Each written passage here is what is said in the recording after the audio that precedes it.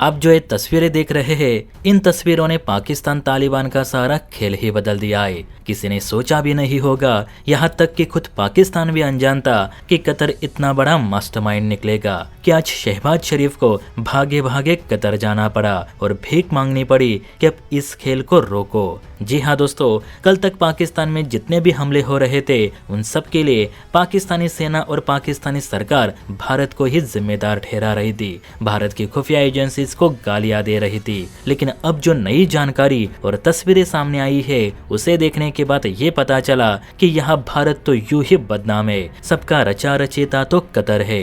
जी हाँ, आप सभी जानते हैं कि पाकिस्तानी सेना द्वारा अफगानिस्तान में हवाई हमले करने के बाद से तालिबान और पाकिस्तान दोनों में तनाव अपने चरम पर पहुंच चुका है। बल्कि तालिबानी सेना पलटवार के लिए खुद को तैयार कर रही है। डुरंट लाइन के पास हजारों की तादाद में तालिबानी सैन्य जमावड़ा इकट्ठा भी हो रहा है। यानी किसी भी वक्त पाकिस्तान पर भयंकर हमले की 101% संभावना है।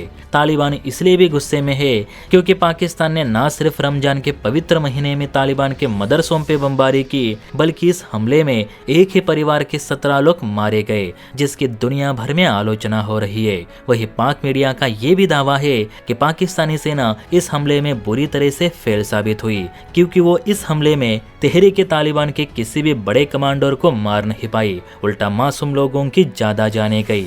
अब तालिबान के जवाबी हमले के डर से ही पाकिस्तान घबराया हुआ है। और इसी बीच वजीर आलम शहबाज शरीफ अचानक से कतर भाग गए, जो कि और शॉक करने वाली बात है। अब शहबाज कतर भागे, इसके पीछे भी बड़ा कारण बताया जा रहा है। दरअसल पाकिस्तानी सेना को पूरा शक है कि कतर पर्दे के पीछे से टीटीपी को सपोर्ट कर रहा है और पाकिस्तान में हमले भी करवा रहा है। और इस वक्त भी तालिबान कतर के ही इशारे का इंतजार कर रहा है कि कब उसे पाकिस्तान पे हमला करना है। पाकिस्तान को ये शक तब हुआ जब अल जजीरा पाकिस्तान के खिलाफ रिपोर्टिंग कर रही है और टीटीपी के लड़ाकों को फाइटर कहकर संबोध रही है। अब कतर इसलिए तालिबान को सपोर्ट कर रहा है क्योंकि पाकिस्तान ने सऊदी अरब के साथ जो रक्षा समझौता किया वो कतर को रास नहीं आया और तब से कतर और यूएई पाकिस्तान से दूरी बना रहे।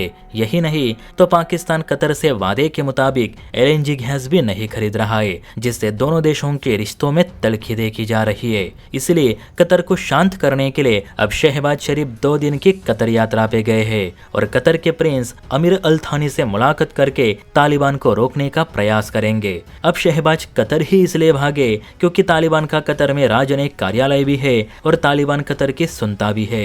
और इससे पहले कतर ने ही तालिबान और पाकिस्तान के बीच मध्यस्थता भी कराई थी। लेकिन अगर भारत ने यहाँ इंटरफेस किया तो तालिबान पाकिस्तान पे हमला करके रहेगा, क्योंकि इस वक्त तालिबान को फाइनेंशियली आर्थिक मदद अगर कोई कर रहा है तो वो भारत है। तो पाकिस्तान को डर ये भी है कि कतर को मना भी लिया तो भी भारत को कैसे रोके, क्योंकि भारत पाकिस्तानी एयर स्ट्राइक की पहले ही निंदा कर चुका है और पाकिस्तान के लाख कहने के बावजूद कतर की इतनी हिम्मत नहीं हुई कि वह भारत को सिंधु जल संधि को फिर से लागू करने के लिए मना सके। अब देखते हैं कि तालिबान किसकी सुनता है, कतर या भारत की।